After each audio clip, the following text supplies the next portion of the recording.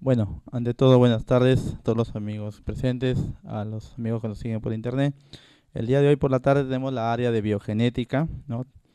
A cargo de la doctora María Cruz Briceño y la doctora María Leticia Mezquita, quienes disertarán todo el tema preparado para ustedes. Le dejo en su palabra a la doctora María Cruz. Bueno, buenas tardes. Agradeciendo a la institución por darme la oportunidad de compartir con ustedes algunos aspectos de la genética, ¿no? Vamos a ver qué tiene que ver la genética en la medicina. Si partimos de la definición, vemos que la genética es una ciencia que estudia la diversidad de los individuos, pero en base a su material genético. Cuán disímiles son en base a la molécula de ADN que comparten entre ellos y a la transmisión de este material genético a través de las generaciones. El material genético, para ser transmitido a través de las generaciones, tiene que duplicarse. Se duplica en el estado, en una parte del ciclo celular que es llamada la fase S.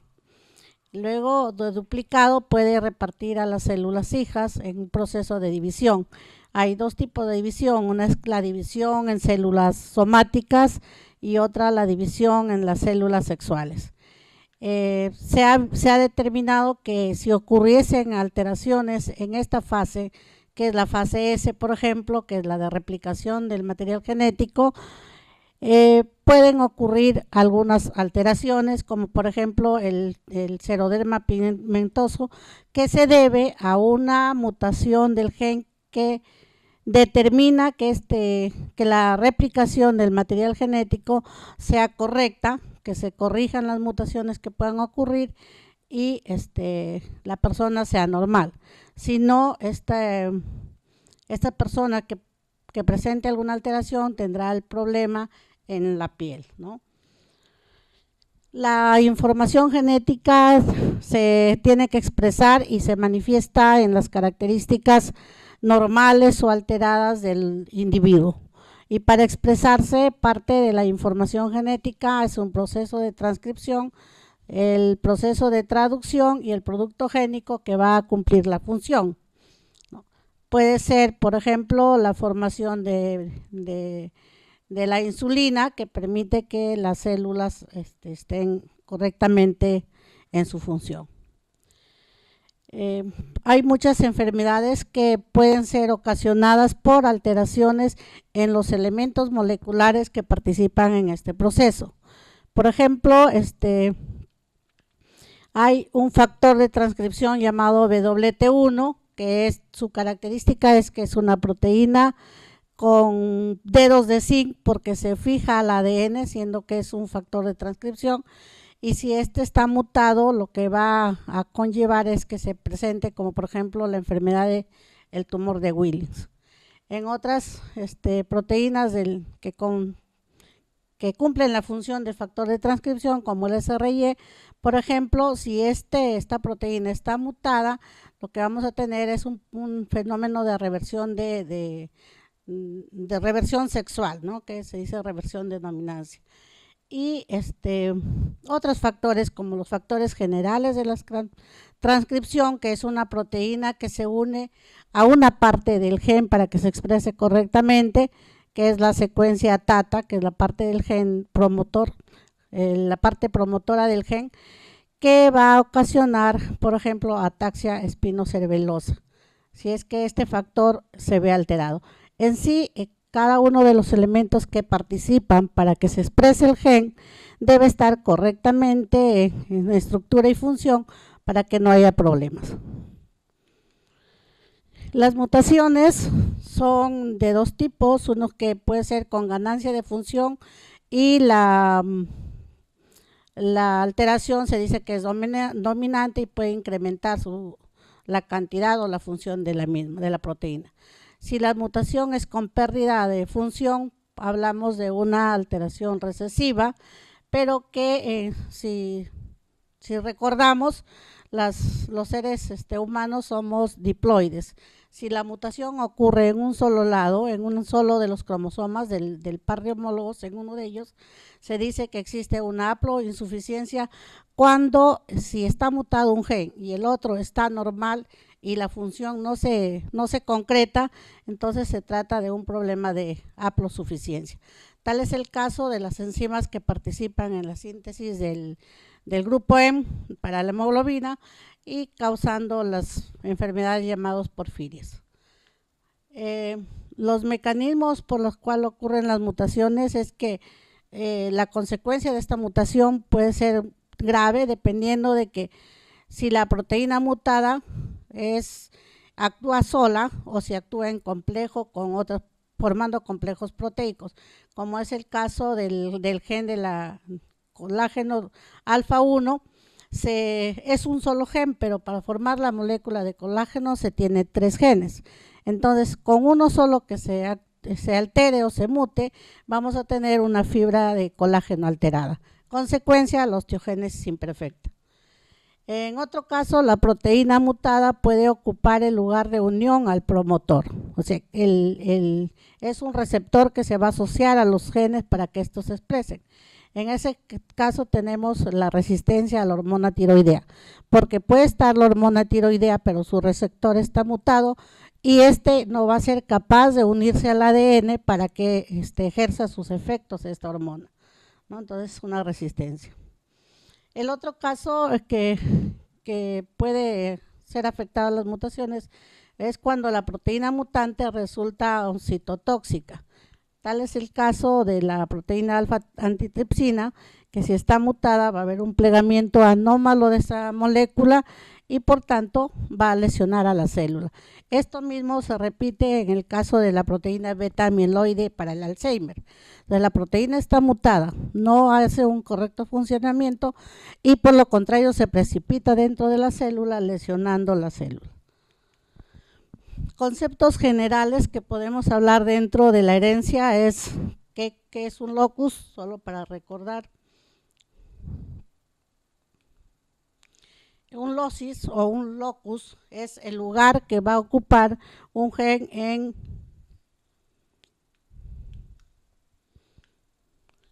el cromosoma. Es un punto donde está todo el espacio donde abarca el gen, es el locus.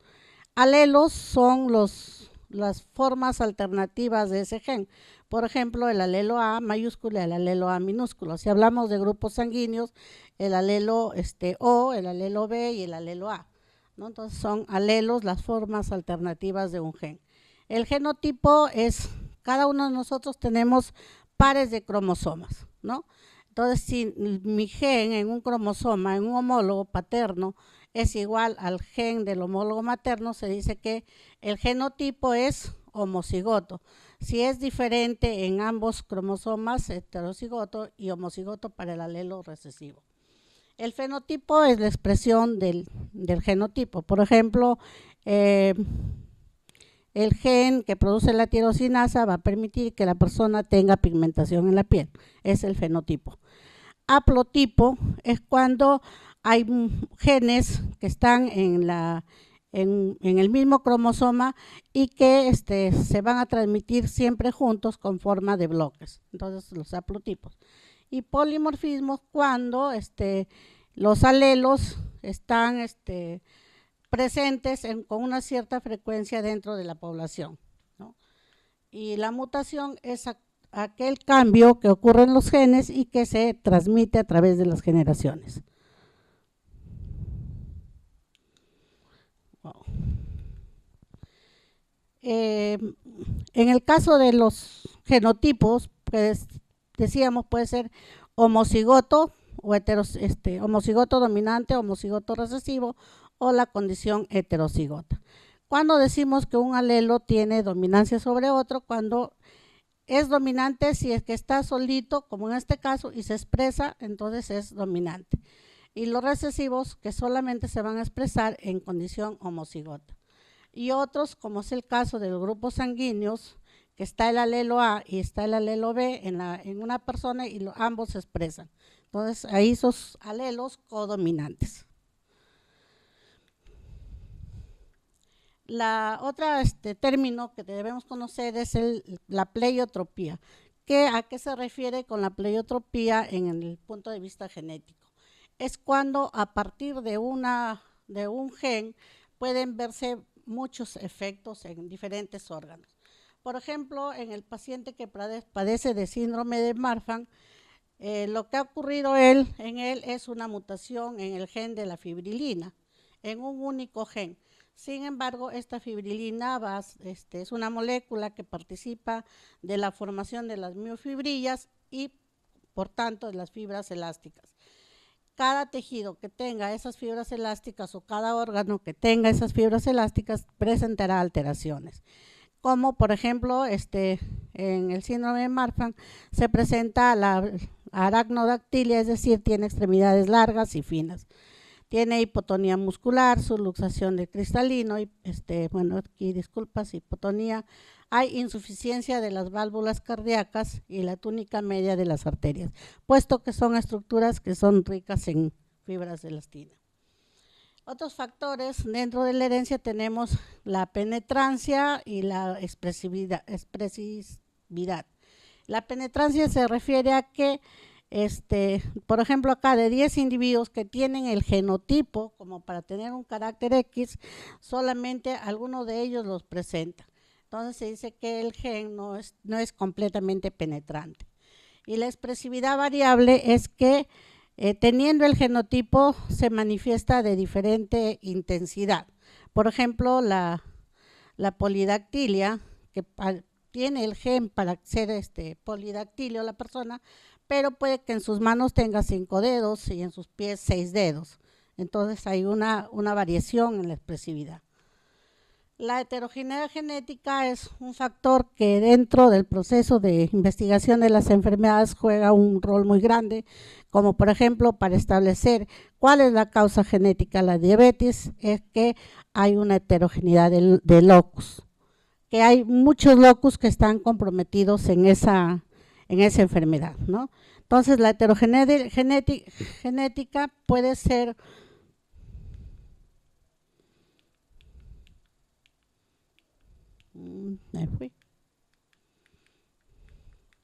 La heterogeneidad genética puede ser alélica, si es que en el alelo se producen alteraciones diversas en ese mismo alelo y alteraciones no sé qué hice.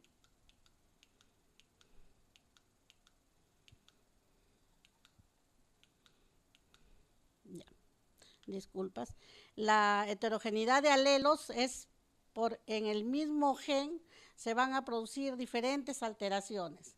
Por ejemplo, en un punto, digamos, el gen de la fibrosis quística a nivel del codón 508, pero también puede haber una mutación en el 400, en el 300. Entonces hablamos de heterogeneidad de alelos.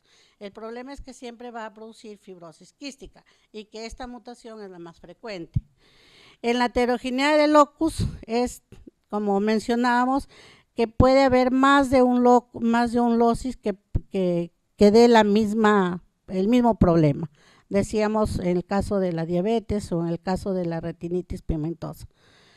Y en la heterogeneidad fenotípica es que estando las mutaciones en un alelo pueden dar diferentes modalidades de enfermedades, ¿no? A partir del mismo gen.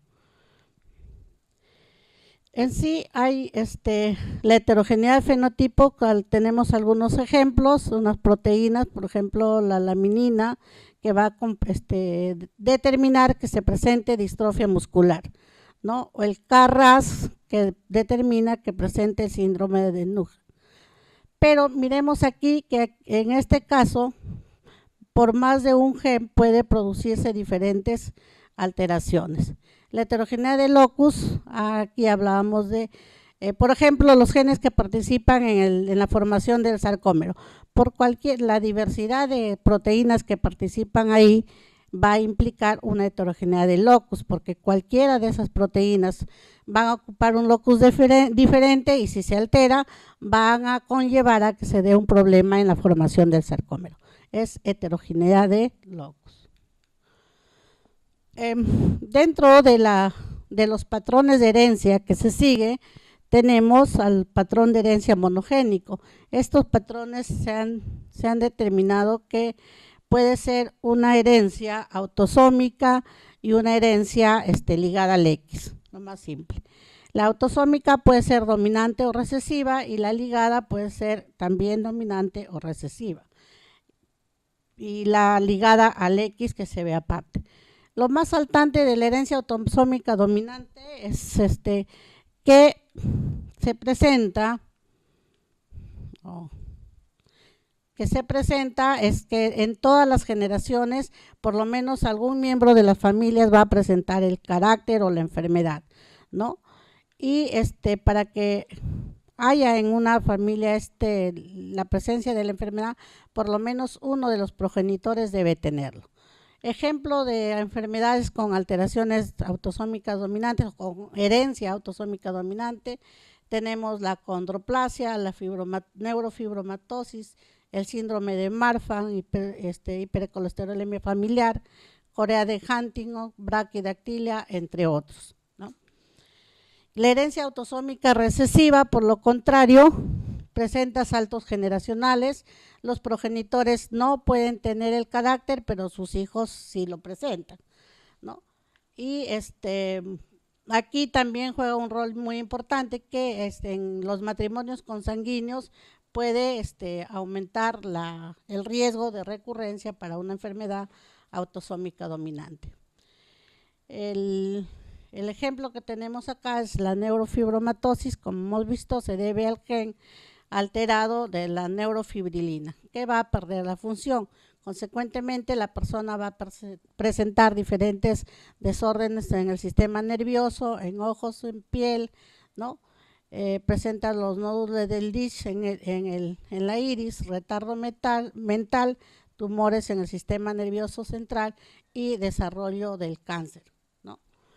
Esas son sus características. En el caso del síndrome de Marfan, decíamos que la que está alterado es un gen de la fibrilina, ¿no? Y la característica es que la persona va a presentar una elasticidad en sus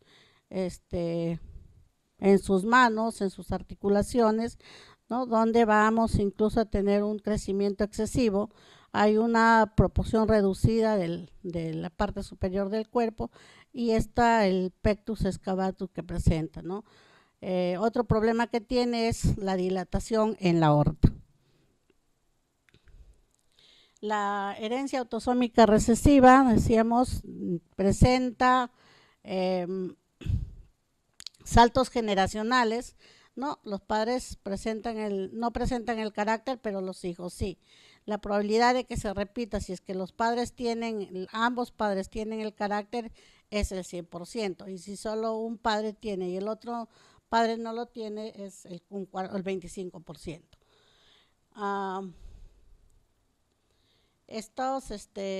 Como ejemplos de enfermedades autosómicas recesivas tenemos la fibrosis quística, Xeroderma pigmentosus, la enfermedad de Tay-Sachs, la enfermedad de jarabe de Arce, la enfermedad de Huller, ¿no?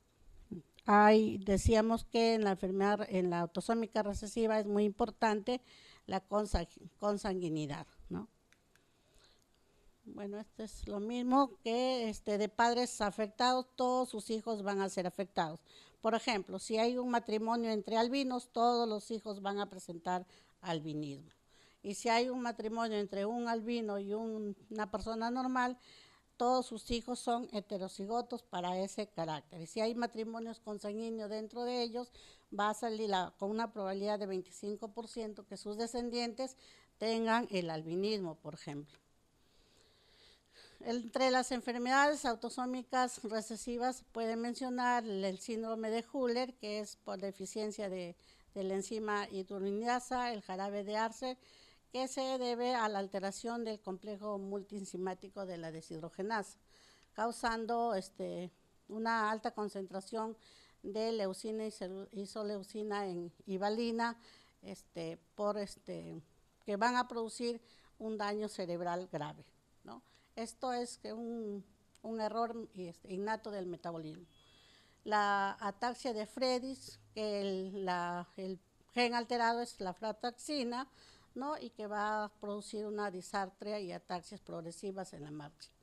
La enfermedad de Wilson, que se debe a la alteración de una ATPasa para el transporte de cationes, como por ejemplo el cobre, lo que se manifiesta como con un daño hepático que puede llevar a la cirrosis o también problemas a nivel de los ganglios basales.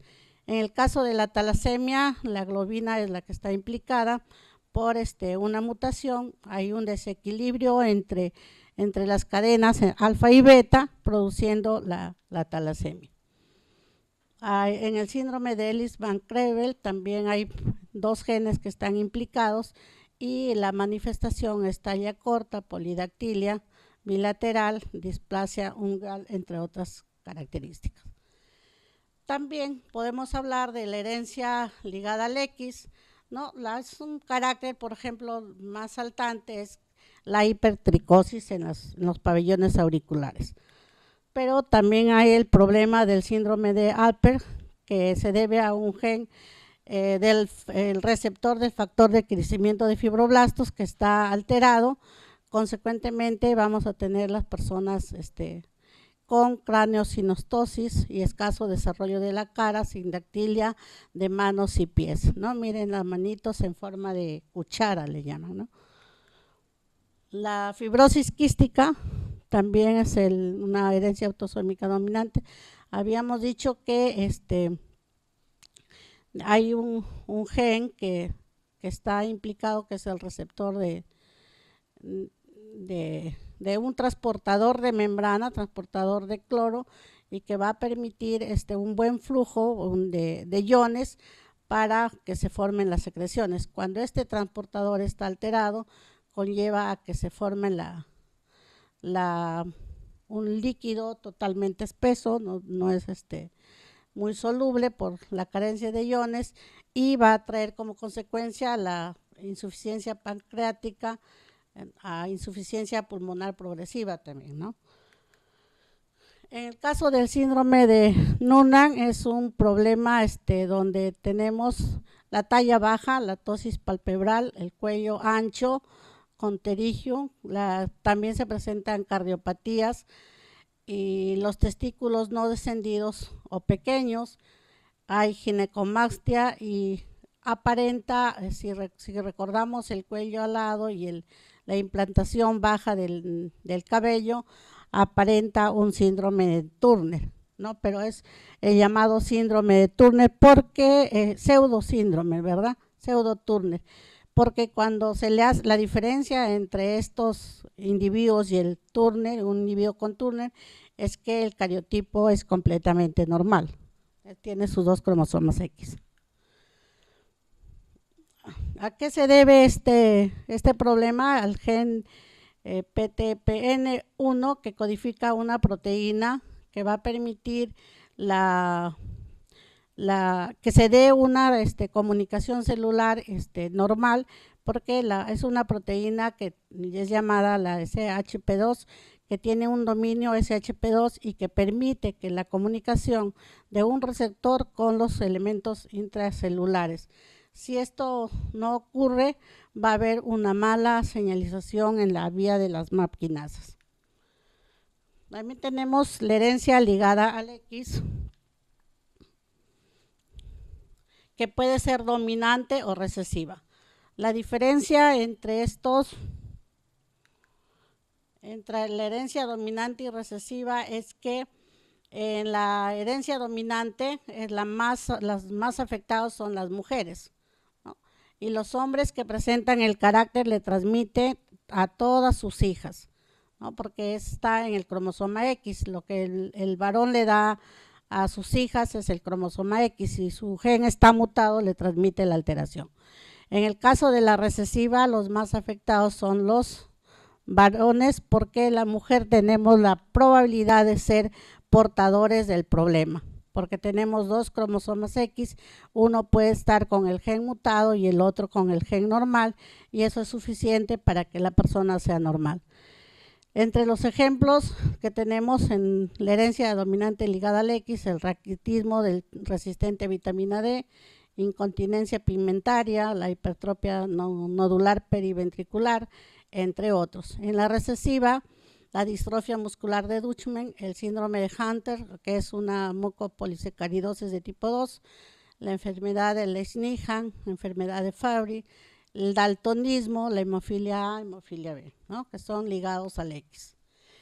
En el caso de la distrofia muscular de Dutchman, sabemos que es la distrofina, que es una proteína del citoesqueleto de la célula muscular que le va a permitir a la sarcómera fijarse a la membrana para dar un buen funcionamiento al sarcómero mismo o al músculo. Cuando esta proteína está mutada, ¿no? Va a conllevar a que la persona tenga atrofia muscular, por lo tanto hay una incapacidad de caminar, a dificultad para ponerse de pie, desde niños a hipertrofia de la pantorrilla y es una enfermedad mortal, ¿no?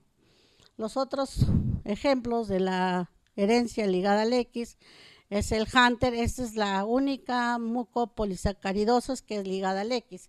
El resto son de los errores innatos al metabolismo, son autosómicos. Este es el único ligado al X y es producto de la alteración de una enzima sulfatasa que va a traer consecuencias como retardo mental, anomalías esqueléticas, espatoesplenomegalia, entre otros problemas.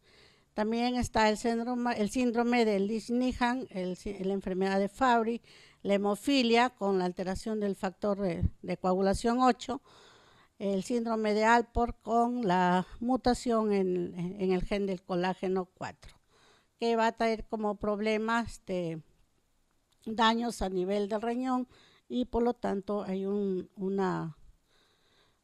daño a nivel de la filtración que puede conllevar hasta hematuria. Es la distrofia muscular de Dutchman. La hemofilia ligada al X, la enfermedad de Hunter, que como decíamos se debe a la alteración de la sulfatasa y es la única, decíamos, de las mucopolisacaridosis que tiene ligada al X. El resto está en cromosomas autosómicos. La enfermedad ligada al X, ya vimos esto. Bueno, ahí habíamos puesto algunas preguntas acá. Indique cuál de las siguientes enfermedades no es autosómica recesiva. ¿No? El síndrome de Leigh-Nihan, que hemos visto que es ligada al X. ¿No? Una de las siguientes enfermedades no tiene herencia ligada al sexo. La primera sí tiene la miopatía de Dutchman también, la enfermedad de Hunter también, la mucopolisacaridosis tipo 2, que sería la misma, y la única que no es ligada al X es la enfermedad de Huller. ¿No?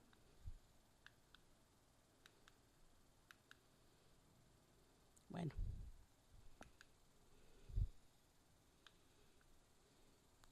De las siguientes características no se relacionan con el síndrome de Alport, es que es una enfermedad hereditaria frecuente, no, ¿verdad? Si planteamos el siguiente problema y decimos un paciente con síndrome de Marfan, ¿cuál es la probabilidad de que al menos uno de los progenitores tenga la enfermedad? ¿Qué podríamos decir si es síndrome de Marfan? Que al menos uno de los progenitores tenga el problema.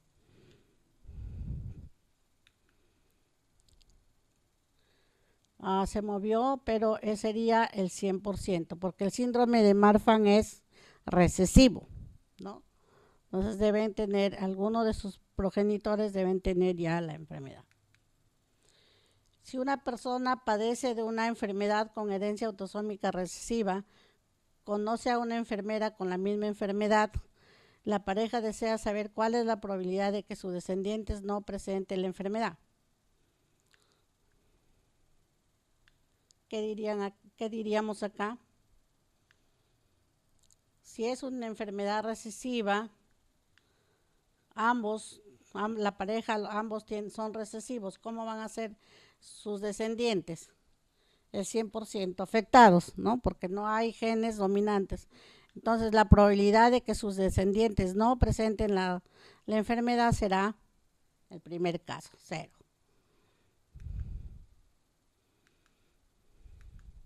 Bueno, pasaríamos a la siguiente. No sé si hay alguna pregunta.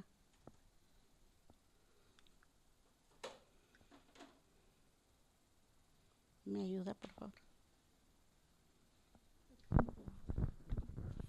¿Alguna pregunta que tenga el público? Si no, pasaremos al otro tema con la doctora.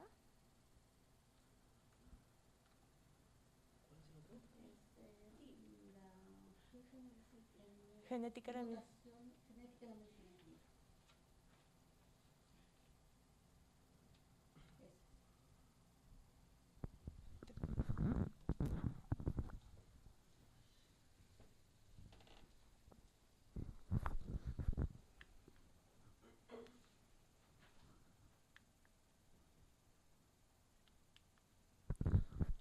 Bien, entonces, a continuación veremos qué otras complicaciones o cómo la genética ayuda a la medicina, ¿no?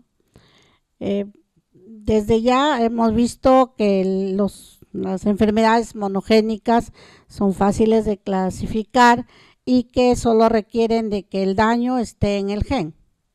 Sin embargo, la mayor parte de las enfermedades que padece el hombre requiere de la participación de muchos factores, ¿no?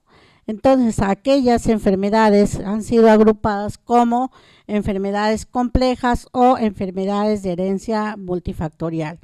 Estas enfermedades o fenotipos se dice que están determinados por combinación de factores genéticos más factores ambientales. Y los factores, si la enfermedad o la característica depende de solamente genes, entonces estamos hablando de un carácter poligénico. Pero si es varios genes, ¿no? Si es varios genes más la participación del medio ambiente, entonces hablamos de un gen, o de una herencia multifactorial. Entonces, la herencia multifactorial representa la interacción entre el genotipo, los genes, ¿no? Los diferentes genes con frecuencia múltiples dosis, dice, muchos genes intervienen, van a disminuir o aumentar la susceptibilidad a la enfermedad, ¿no? Combinada lógicamente con los factores ambientales que van a desencadenar o van a volver más grave a la enfermedad. Las enfermedades multifactoriales, las monogénicas, por ejemplo, deben un gen. Entonces son 3 fenotipos, el dominante, el heterocigoto y el homocigoto.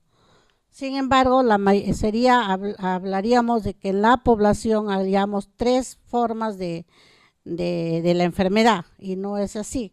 Entonces, si el compromiso implicaría otros genes, ponemos 2 pares de genes, entonces la variación o los fenotipos en la población serían 5. Pero, por ejemplo, si hablamos de un carácter normal, que es la estatura de una persona, la talla, hablamos de caracteres cuantitativos que podemos decir 1,40 m, 1,41 m, 42, es decir, una gama de distribución en la población.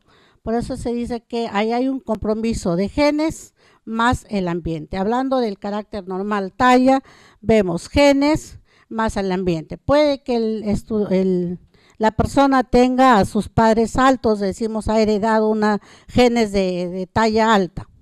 Pero, ¿qué pasaría si no lo alimentamos normalmente? Entonces, no va a poder crecer.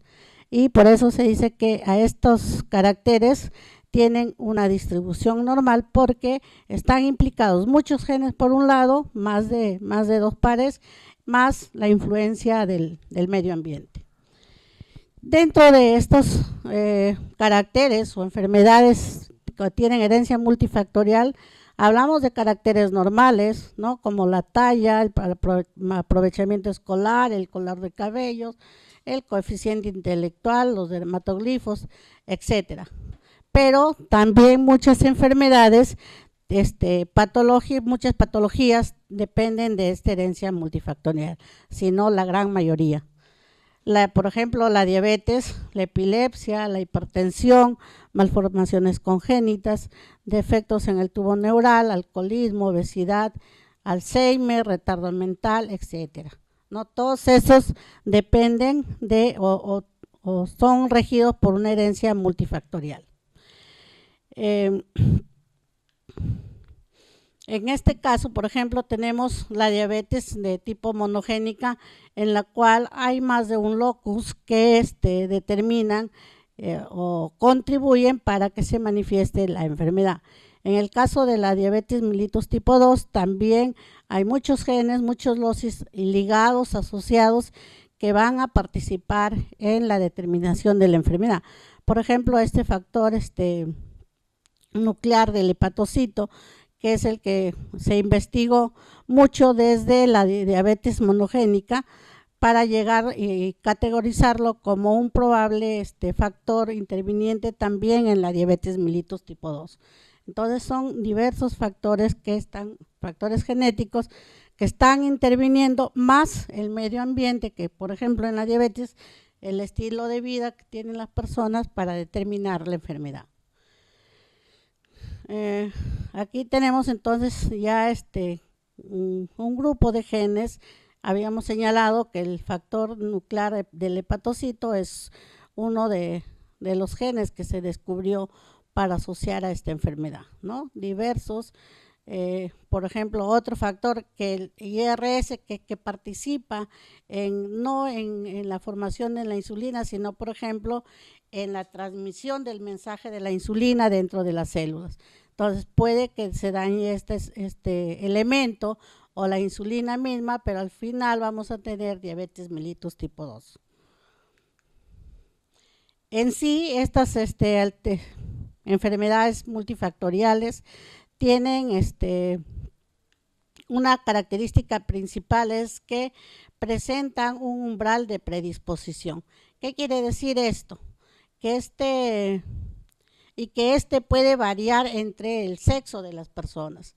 Por ejemplo, en el caso de la estenosis pilórica o en estas alteraciones, se puede ver que esta es una curva de distribución que puedo yo decir que acá están los genes que me protegen y a este lado están los genes recesivos, podríamos decir que son los que van a contribuir a la enfermedad.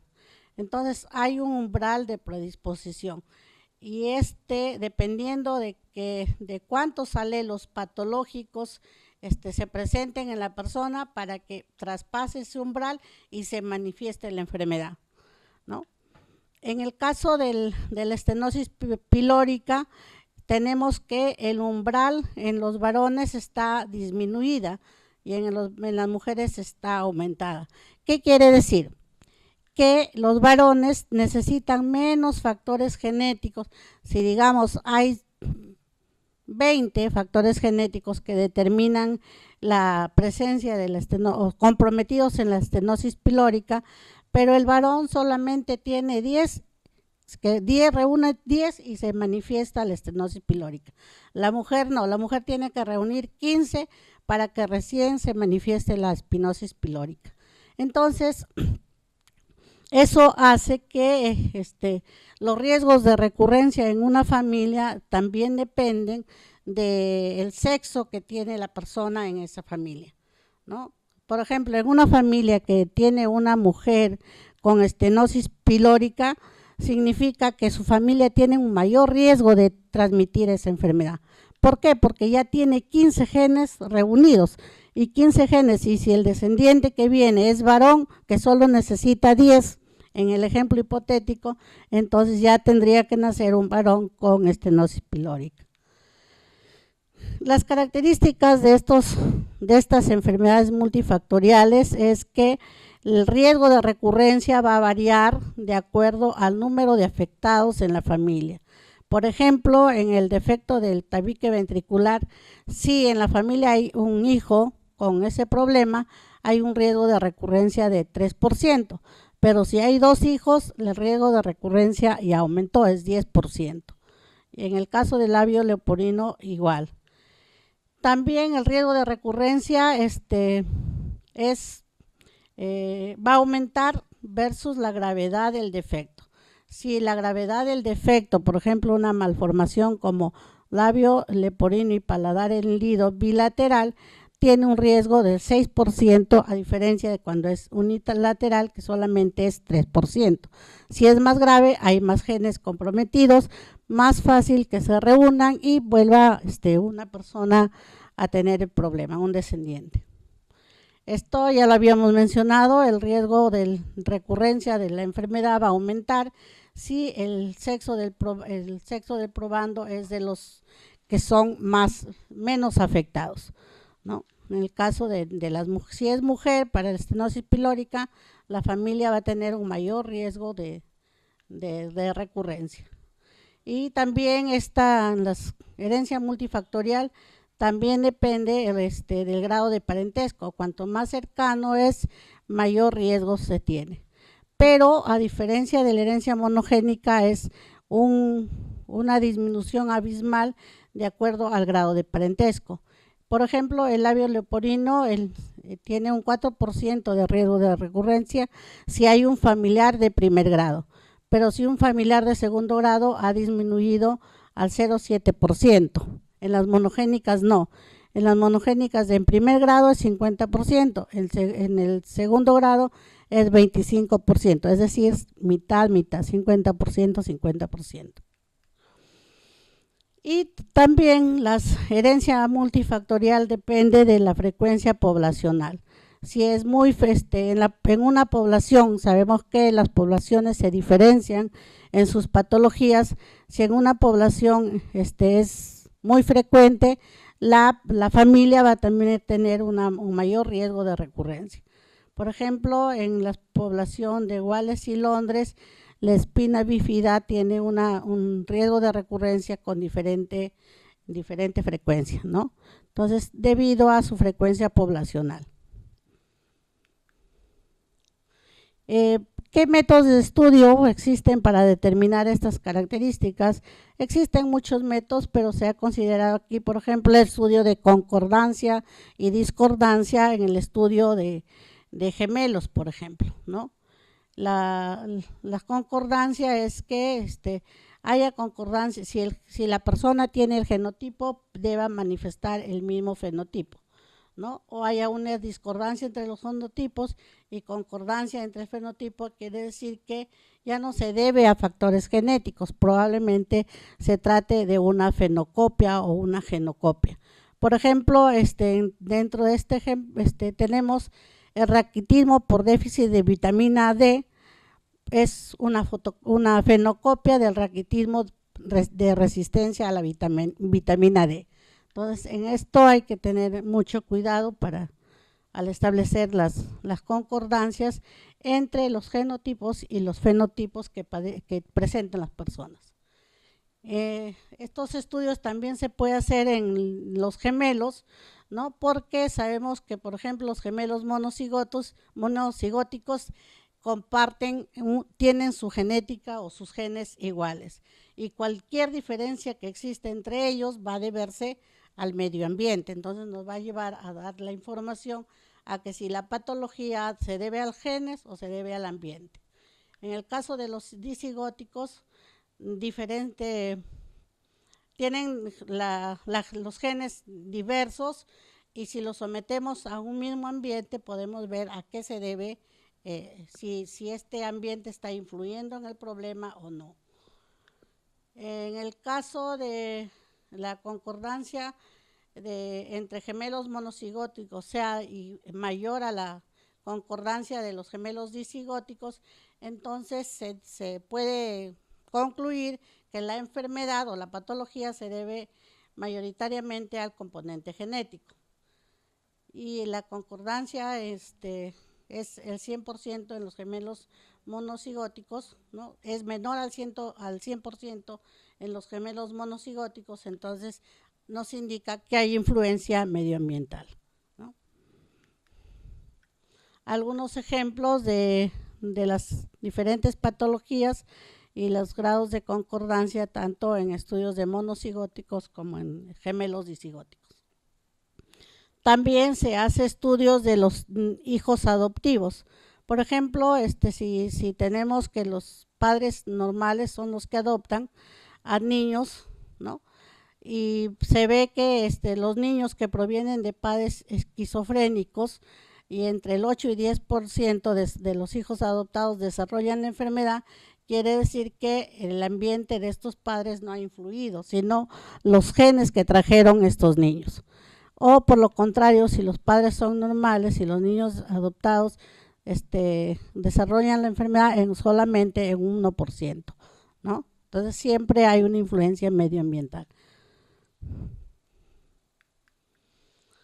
Entonces, todos estos, los objetivos de ver cómo influye la genética y el medio ambiente, pues tienen mucha influencia en primer caso para ver la etiología de la enfermedad. Vamos a ver, si es de genes, entonces ver si se hace una terapia génica, qué sé yo, o si es medioambiental, eliminar el factor medioambiental, ¿no? Entonces, uno es conocer la etiología y el otro es planificar estrategias de sanidad pública, como ya se ha mostrado en algunos casos, ¿no? Por ejemplo, en el caso del cáncer del pulmón, dice hay una influencia genética pequeña, entonces, ¿qué hay que eliminar? El factor medioambiental, que en este caso sería el cigarrillo. Y así, en el caso de cáncer de mama, por ejemplo, hay que hacer más énfasis en los antecedentes familiares. Otro caso en que se ha visto cómo la influencia, cómo se puede mejorar haciéndose este tipo de estudios es el caso del uso de los anticonceptivos orales. Con estos anticonceptivos orales, lo que se presentaba mucho problema de trombosis y de hipercoagulabilidad. Entonces, lo que se hizo es eliminar los factores medioambientales. Igual para el caso de las malformaciones a nivel del tubo neural, se suplía la deficiencia de ácido fólico para que el metabolismo en la formación del niño sea correcta y evitar estos problemas de malformaciones. En el caso de los labios leporino también se ha determinado muchos genes que están comprometidos, pero falta saber qué factores medioambientales están dañando al propio gen o inhibiendo su expresión. Entonces, en el caso de la hipercolesterolemia también se ha determinado ya cómo puede ser el daño y cómo podría evitarse, ¿no? Incluso hay estrategias que ahora cotidianamente lo hacen en los programas especiales para evitar estas enfermedades, ¿no? Que mayormente dependen de de repente poca predisposición genética y más los factores ambientales. Otra técnica de estudio que se tiene en este caso de las enfermedades desde el punto de vista genético es el análisis del ligamiento. Análisis del ligamiento entre quiénes, entre determinados marcadores genéticos y la patología en sí, ¿no? Por ejemplo, si se determina aquí en esta familia, en esta genealogía, se ha determinado dos tipos de marcadores genéticos y si nosotros analizamos bien vamos a ver que este descendiente pudo haber heredado estos marcadores A2, B2, solo los pudo heredar de la madre o del padre. Solo los pudo heredar del padre. ¿Y por qué? Porque de la madre heredó A1, B1, ¿no? Entonces, así podemos determinar en las siguientes descendencias y de repente hacer una correlación entre la patología y estos marcadores, y eso es un análisis de ligamiento. Entonces, aquí podemos ver que este descendiente heredó también tal como estaba en el padre, por lo tanto, no hay problema acá. En este también heredó de la madre, del padre uno y de la madre otro, pero aquí hay un problema. De la madre heredó A1, B1, y del padre debió heredar a A2, B2. Sin embargo, acá hay A1, B1. ¿Cuál es el problema? ¿Cómo se explica? Es que simplemente ocurrió en la formación de los gametos un entrecruzamiento entre A1 y B2, igual con este descendiente. Entonces se puede estimar que en esta familia estos alelos siempre se transmiten juntos y que ocasionalmente ocurre entrecruzamiento entre ellos en el proceso de formación de gametos, ¿no? A eso eso nos permite determinar cuán distantes están los genes y el marcador, porque si siempre se transmiten juntos quiere decir que están muy cerquita, y si yo en un paciente o en una familia determino que está ese marcador, entonces digo, no, este marcador viene con el alelo patológico y tú vas a tener la enfermedad, ¿no? En este caso, por ejemplo, se ha analizado unas repeticiones que tienen 4 alelos, unos marcadores genéticos que tienen, la diferencia está en las repeticiones. Aquí, por ejemplo, tiene 120, 123 y a cada uno se le ha dado el nombre alelo 1, alelo 2, alelo 3, alelo 4, respectivamente. Si vemos, aquí se hace un análisis del ADN y vamos a ver que el padre tiene el marcador 2 y 3, la madre tiene el marcador 1 y 2 y los descendientes tienen 1 y 3 y 1 y 2, ¿no? Si vemos esta genealogía ya asociando a esos marcadores con la patología que se presenta, podemos ver aquí que este señor tiene un bloque de alelos 3 y 4 que lo está transmitiendo a su hijo, y a la vez que ha transmitido ese marcador también está transmitiendo la patología. Supongamos que esa patología se presenta en edad adulta. ¿Qué le diríamos a estos descendientes? Lo siguiente, veamos aquí que este marcador AB en el par de cromosomas homólogos de una persona, que sería el padre, en uno tiene el gen M1 mutado y el otro está normal, ¿no? Entonces, vamos a ver que cada vez que transmite el alelo 3-4 también se va el alelo patológico, es decir, este gen mutado, y se manifiesta la enfermedad. Le transmitió a este hijo y también hay el problema. ¿Cómo será en esta niña? ¿Tendrá el problema? Sí. ¿Por qué? Porque de la madre ha heredado el alelo 3-2, que sería en esta secuencia, ¿no? Y del padre nuevamente heredó el 3-4, que vendría con el alelo patológico, 3-4.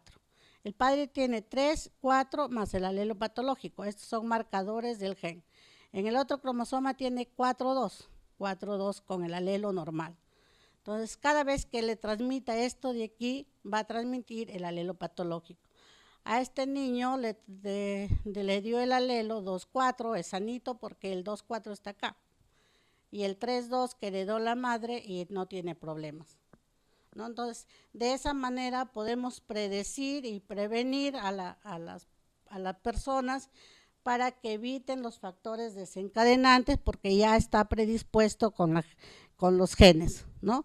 Ya tiene el gen mutado, entonces tiene que evitar, porque si hay problemas puede mutarse el otro gen y ahí totalmente enfermo. Es prácticamente con lo que ocurre con la predisposición genética. Es decir, ya tiene un alelo mutado. Si por nuestros desórdenes mutamos al otro alelo, entonces ya no tenemos que un gen normal que nos salve y va a presentarse la patología.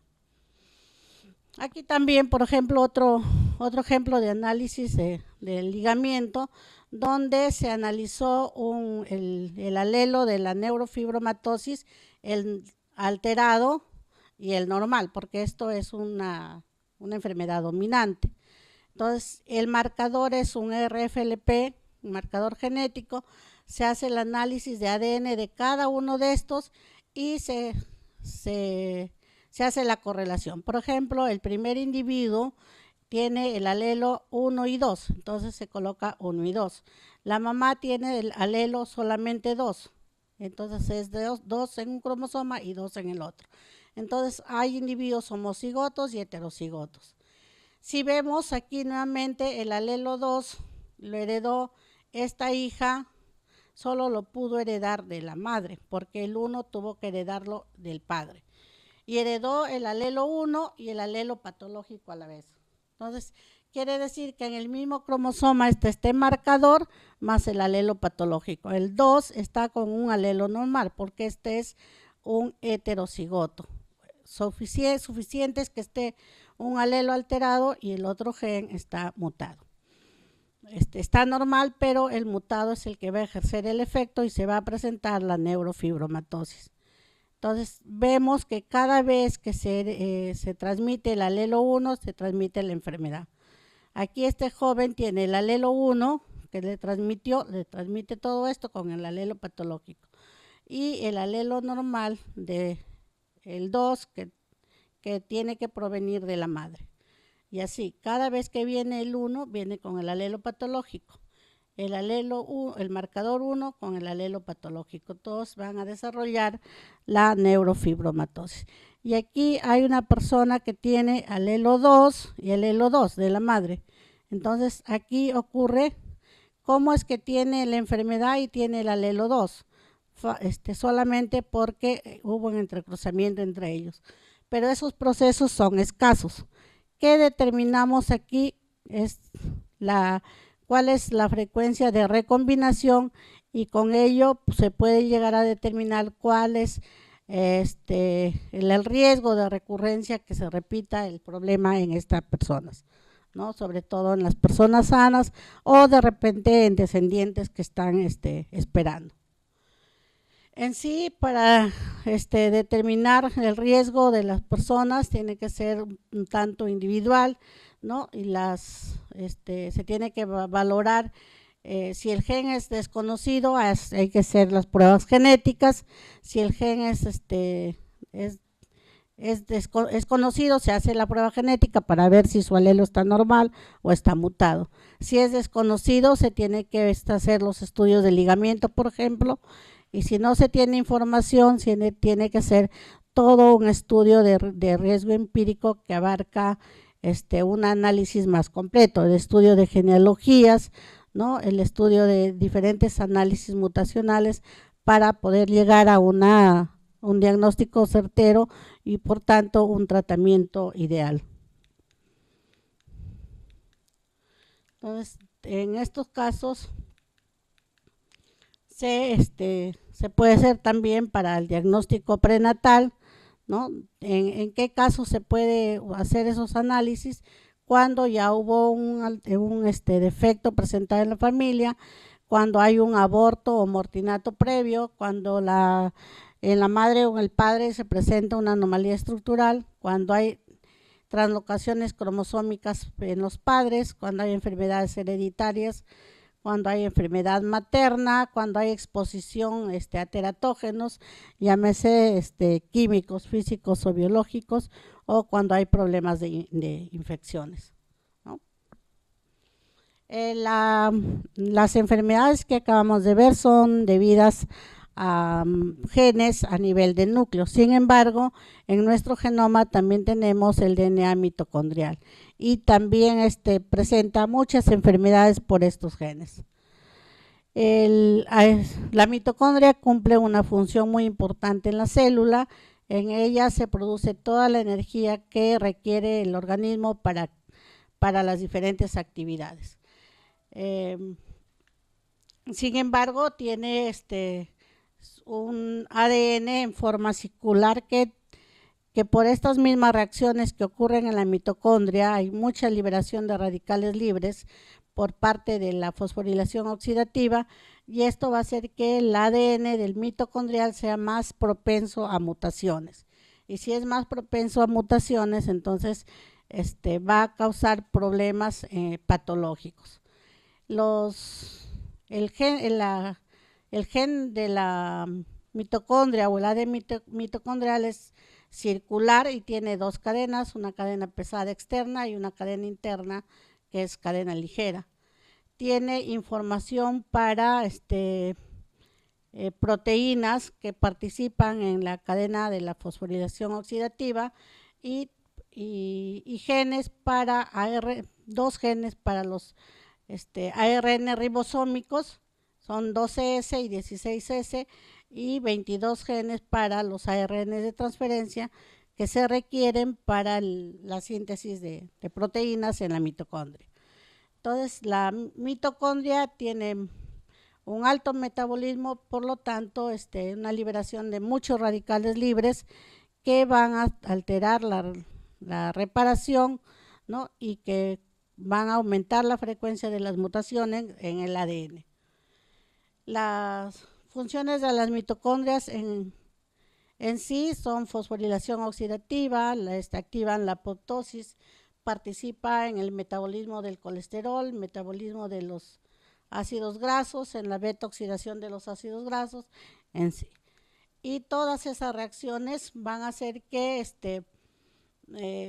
la liberación de radicales libres que van a causar mutaciones en el ADN mitocondrial. Estas mutaciones van a ser, de acuerdo a la edad de la célula y del individuo, cada vez mayores, que van a tender a reducir la eficacia de la fosforilación oxidativa con un aumento de las sustancias ROS lesivas. Por tanto, va a haber una tasa elevada de las mutaciones que van a causar problemas como el síndrome metabólico, la diabetes, el cáncer, trastornos cardiovasculares y degenerativos, ¿no? Entonces, si notamos acá en la figura, vamos a ver cómo se producen muchos radicales libres que van en aumento de acuerdo a la edad. Y esta misma radicales libres van a afectar al propio ADN de la mitocondria, conduciendo a una mutación. El material genético mitocondrial tiene una transmisión llamada transmisión materna, una herencia materna, porque solo se transmite a partir de la madre. Los padres no transmiten el ADN a ninguno de sus hijos, por lo que se sabe que en el momento de la fecundación los espermatozoides aportan con muy pocos mitocondrias al óvulo, y aún así dentro del óvulo las mitocondrias paternas son eliminadas. Por lo tanto, no hay problemas por heredar ADN mitocondrial mutado a partir del padre, ¿no? Entonces, estas mutaciones, la herencia mitocondrial es de tipo materna, porque se transmite de madre a hijos. Las madres a hijos, varones o mujeres, pero a partir de las madres. Tiene un mecanismo de reparación más escaso que el ADN nuclear, por lo tanto hay mayor mutaciones y por lo tanto están vinculadas a las enfermedades, ¿no? Esta herencia se dice entonces que es exclusivamente materna y que puede ser en condición de homoplasia o heteroplasia. Homoplasia cuando todas las mitocondrias presentan el mismo ADN. Cada mitocondria tiene miles de moléculas de ADN, pero todas son descendientes de ellas mismas. Si todas son iguales, entonces se llama la homoplasmia. Pero si alguna muta, como por ejemplo aquí tenemos un grupo de mitocondrias rojas y unas dos verdes, entonces quiere decir que y hay una diferencia entre ellos y que alguna de ellas puede estar relacionada con la patología y se llama la heteroplasmia, que se transmiten a través de las generaciones, hacen un proceso tipo mitótico pero con una heteroplasmia que es predominante.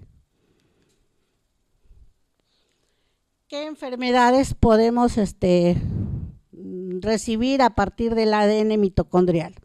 Como hemos visto, el ADN mitocondrial tiene información para las proteínas que participan en la cadena respiratoria, por ejemplo, la NAT deshidrogenasa, la citocromo oxidasa, la ATP sintasa, que debe estar por aquí, ¿sí? Para la ATP sintasa, que son proteínas que trabajan en la mitocondria.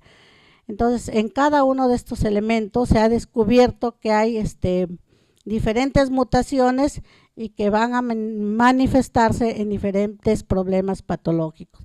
En general, se dice de que las enfermedades pueden ser las debidas a la ADN mitocondrial, pueden ser neurológicas, pueden ser a nivel del músculo, ¿no? Es el músculo esquelético estriado, a nivel del músculo cardíaco, a nivel respiratorio, a nivel endocrino y a nivel del oftálmico, ¿no? Son diferentes grupos de enfermedades patológicas aquí o de patologías. Las que están indicadas de rojo son mutaciones en ADN que lleva la información para proteínas, y las que están de azul son ADN que lleva información para ARN de transferencia o para ARN ribosómico, es decir, elementos que van a participar en la síntesis de proteínas, ¿no? Las enfermedades por mutaciones en el ADN mitocondrial se pueden agrupar en dos grandes grupos. Unas, aquellas enfermedades que están asociadas a las mutaciones puntuales, ¿no? Que ocurren a nivel de estas secuencias que están en rojo aquí, que son la información para proteínas mitocondriales. Estas mutaciones que ocurren van a mostrar una herencia matrilineal.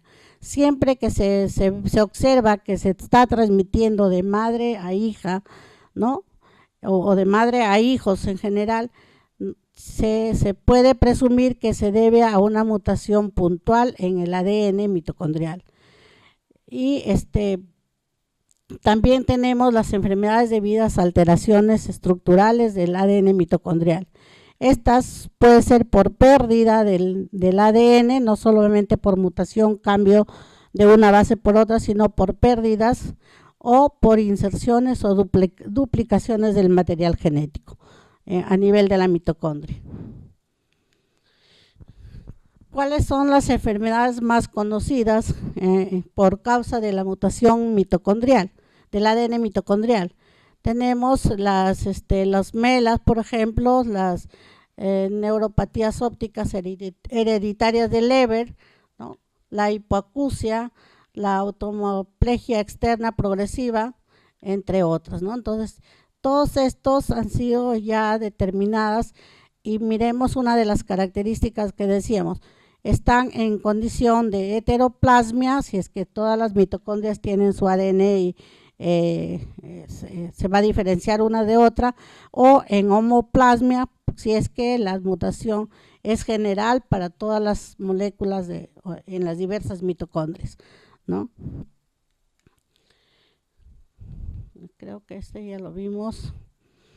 Ya planteamos algunas preguntas y decíamos: el riesgo de la enfermedad multifactorial disminuye. ¿Cuándo disminuye el riesgo de la enfermedad multifactorial?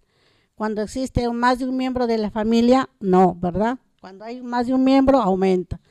Cuando la expresión de la enfermedad es en el probando más grave, también. Cuando hay más gravedad, aumenta. Cuando pertenece al sexo menos afectado, no, porque si menos afectado es que ha reunido muchos genes para recién poder manifestarse la enfermedad.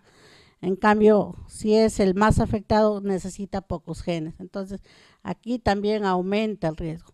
El grado de parentesco es más lejano,